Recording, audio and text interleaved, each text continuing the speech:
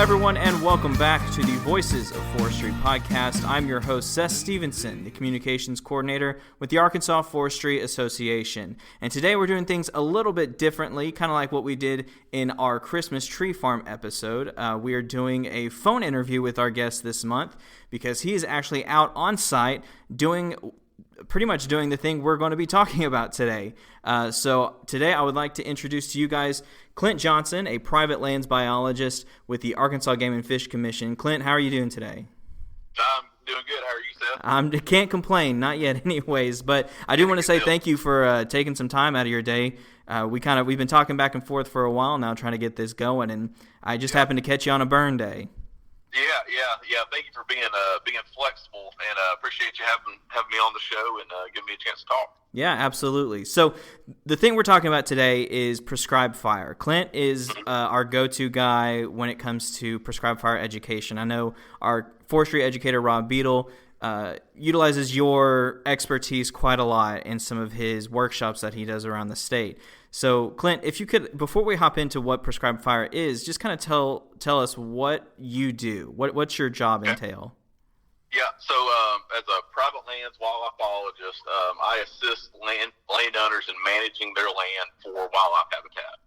And that could mean a lot of different things, kind of depending on what their goals are and what kind of property they have, basically what kind of plant communities they have to work with. So if we're near the Arkansas River and bottomland system, we're managing for ducks. If we're in the Ozarks on a dry hillside, might be managing for turkey or quail or whatever the case may be. But taking a look at that piece of property, figuring out what it would be good for, what the landowner's objectives are, and then working through a management plan with them to achieve those goals. So a lot of times that involves forestry, maybe herbicide use, prescribed fire is frequently a pretty big part of that management plan. Okay. And now let's talk about prescribed fire itself, because that's what we're here to talk about this month. What exactly, when I say the term prescribed fire, what exactly does that mean? So the textbook definition of prescribed fire is using fire as a management tool to do a specific thing on a specific burn unit to accomplish a land management objective. So what that means is we're using a naturally occurring disturbance, fire, to do something that we can measure, that we can predict, that's going to do something good for us out there on the landscape. So, and we want that in a specific burn unit, with the idea being that the fire doesn't get out of the unit, it stays where we want it to be. It doesn't go anywhere else. So those objectives may be hazardous fuel reduction. It may be killing small cedar trees under head high, for example, is pretty common. It may be removing dead grass to improve a field for quail habitat. So there's a lot of different things that we can use prescribed fire for. It's one of our most valuable tools in the toolbox. But the unique thing about fire is that it's one of the only natural forces. When I talk about natural forces, things like precipitation and wind and temperature, fire and sunlight. Fire is one of those, but it's the only one that we can almost control, but definitely very heavily influence. And now this is something that has been going on for a while. This is not a new innovative creation that's happened here in the last 20, 30, 40 years. This has been going on since Native Americans have used this process way, way back in the day. Is that correct? Yeah, that's correct. So prescribed fire use pretty close to the way we use fire today probably predates our species of Homo sapiens. So probably other species in the Homo genus, we know definitely use fire for cooking, and it is not a far stretch to think that those hominids use fire as a land management tool. We know definitely that Native Americans did. There's very clear evidence of that. When DeSoto made his first explorations into the southeast, he wrote that he traveled in clouds of smoke for days on end and rode horses for several days through black ground, and never saw unburnt ground for days at a time. So we know definitely that Native Americans knew what they were doing with fire. And now that's something that's interesting, is kind of going back to what you were talking about a second ago, is many see fire as a strictly destructive force of nature. Right. But in this instance, and again, please correct me if I'm wrong, but in this instance, it's strategic in clearing out some of the harmful invasive species, I guess, in some instances, to make sure that trees, for example, get the right nutrients and they're not getting, things on the ground aren't getting clogged up. Right. Yes. Yeah. So fire definitely can be a destructive force.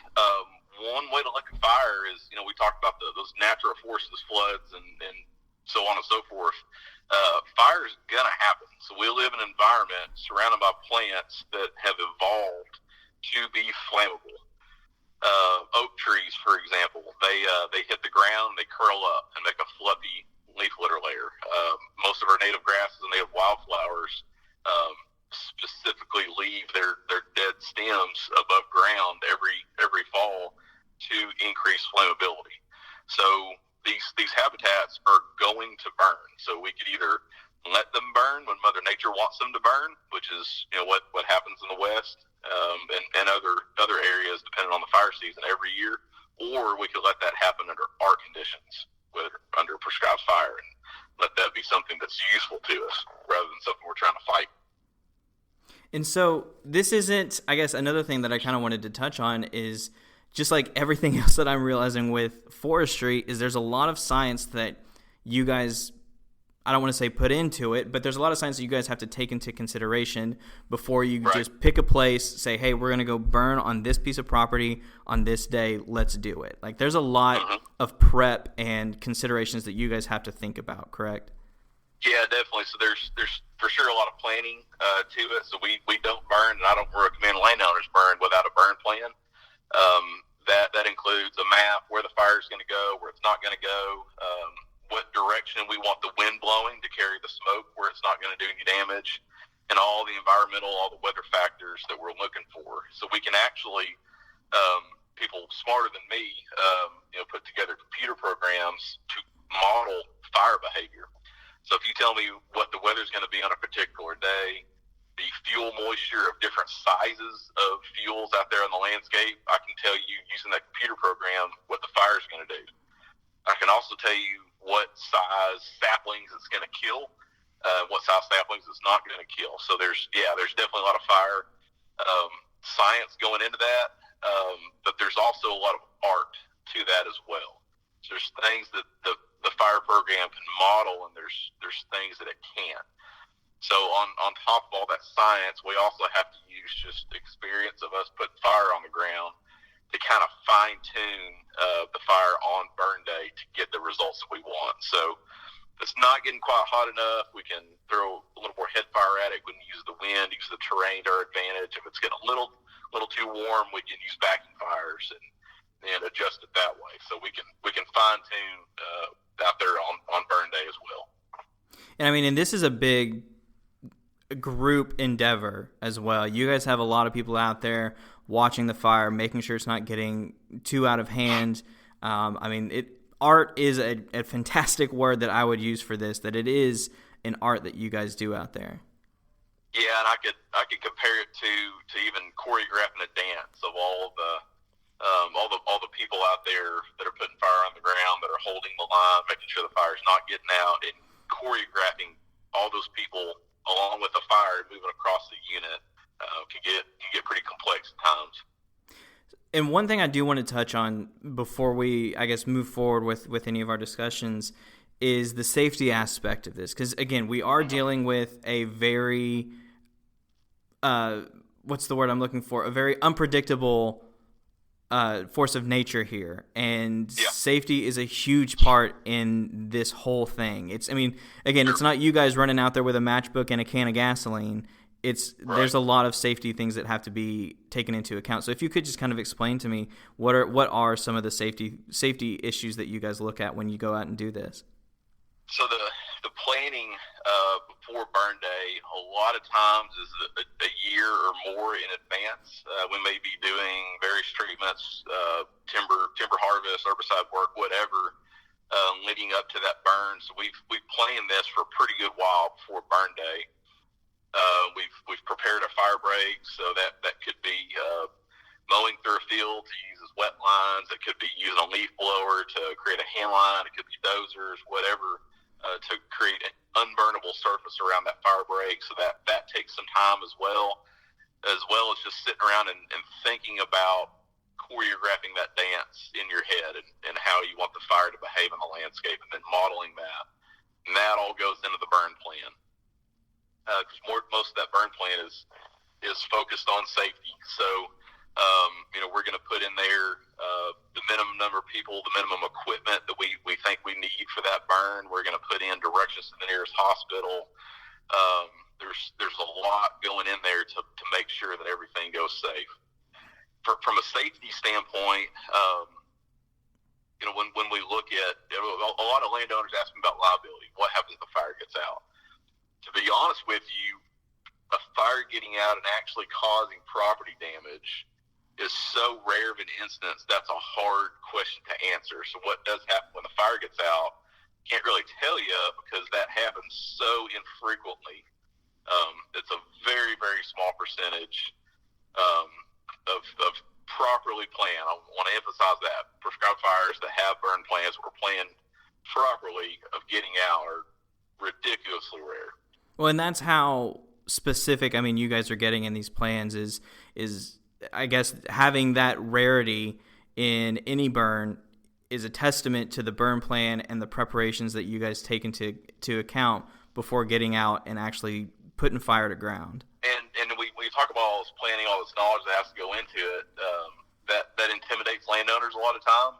But this is something that's attainable for landowners. I've got a lot of private landowners that I deal with that burn on a regular basis that I've trained up. We've got classes that we teach landowners on prescribed fire. We've got equipment that we loan out. You look at other states, particularly like Oklahoma, Kansas. The private landowners there actually burn way more than any of the state or federal agencies in those states. So this is definitely something that's doable from a private landowner. There's a lot to go into it, but I promise you, I'm not the smartest person in the world that's figured all this out. This is something that normal people can achieve if I can do it. Well, that kind of brings me to the landowner side of things that I wanted to talk with you about too. Was for all intents and purposes, let's say I'm a landowner. How do I know if prescribed fire is right for my property? Is that something that you just have to talk with like a consultant or a professional like yourself about?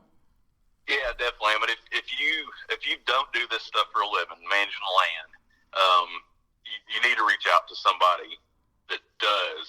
That could be a forester, it could be a consulting forester, forester division, game and fish, Quail Forever, NRCS. There's a whole host of people that work in this private lands arena that are willing to help you, that have the expertise. They can come out, figure out what your objectives are, write that plan for you, and actually get funding for you to do the things that you want to do on your property. So, yeah, definitely reach out. And I would say to multiple sources of advice. Get as much much diversity of advice as you can. Talk to a biologist, talk to a forester, get all those different viewpoints, put them together, and figure out what you want to do. Yeah, and I guess that kind of goes back to your earlier point too, is that this isn't just for making sure your trees have enough nutrients. Could be you could have a wildlife objective or many different other things for a prescribed fire. Yeah, definitely. Yeah, and most of the landowners that I deal with, they don't only have one objective on the property. They've got, this pasture they need cattle on. This field over here they need some hay cut on. This field over here they want for quail habitats. We have to balance all those things. And I'm sure that that balance is goes back into the burn plan that you guys do. Yeah, definitely. And the burn plan, that's just one tool in the toolbox. That goes toward that overall management plan for the property. So that's the first step, is figuring out where are you going with this property? What do you want to do with it? What do you want to see change here over the next 10, 15, 20 years? And then there's going to be all these components, and burns can be part of that go to affect that whole management plan for the whole property. Clint, if you could, so you're actually out on a property right now that you guys are about to start burning, right? Yeah, so we're going to be burning on Camp Robinson Special Use Area and Stone Prairie Wildlife Management Area. So I'm burning game and fish ground today, but I was on a private landowner yesterday. So we'll do both. Well, if you could just kind of walk me through, what does when you get to the property, what does the process look like for you and your crew to, get suited up and then start burning? What's that day look like for you guys? So we generally have everybody meet at the shop or whatever the rally point is going to be. 10 or today's 10:30 in the winter. We start a little later, wait for the frost to burn off. But everybody shows up with their ATVs, UTVs, with all their kind of personal gear. Get it all fueled up. Make sure the drip torches have enough fuel. Get our PPE, or personal protective equipment on. Their no-mix clothes. And I recommend the same for landowners. We've got all this equipment available to check out for very, very nominal fee to landowners. Make sure all our water pumpers are running. Get all the gear second check. Get everybody together and basically present that burn plan to them to let all the crew know, because of course a lot of people that are coming to help have never seen this property, don't know what the goals are, don't know what we're burning. So we're going to present that burn plan to them so they know the fuels that we're burning today and what we want to accomplish. So everybody on the crew, everybody on the ground knows what kind of fire we want out there. And that gives them the power, if they've got the experience, to be able to manipulate, okay, I think I need a little bit of a head fire here, and be able to play with that fire behavior and make it do what we want it to do.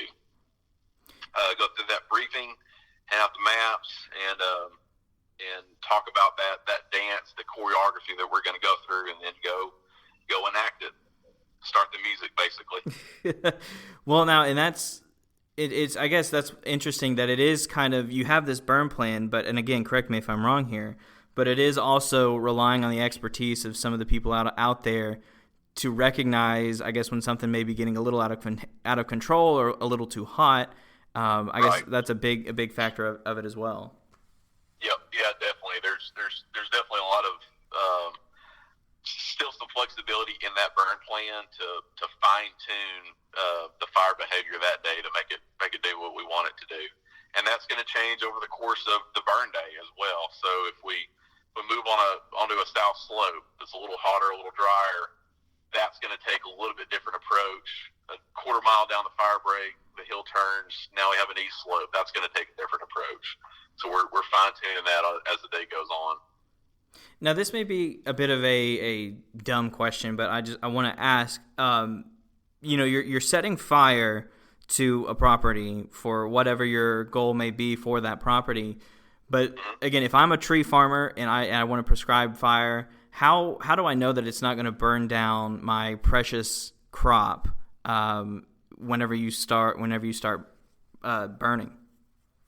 Well, we start out with, why do we want to burn? What do we want to accomplish? So let's say we've got a pine plantation that was thinned 3 years ago for the first time. We've got a lot of slash on the ground that we want to consume. So we can know, okay, how much fuel out there do we have to consume? What sizes are they? Do we have small limbs the size of your pinky, or is it big stuff the size of your arm? So knowing what we want the fire to accomplish, we can start kind of back calculating and reverse engineering the fire that we want. So we can plug in those fire behavior models to spit out, okay, we need a head fire 2 feet tall, moving at this speed. And that'll tell us the weather parameters that we're looking for. So we shouldn't have any surprises. It's not that we throw fire on the ground and see what it does. We know, hey, I'm going to get a 3-foot head fire, put fire on the ground today. So it all just comes back to that science then. I mean, in a little bit of the burn plan. Right. So we help landowners do that all the time. So I might help a landowner, review a burn plan, refine those weather parameters for them, and they might call me, hey, tomorrow I'm going to burn the stand behind the shop. I've already seen that. I know what you want to do with it.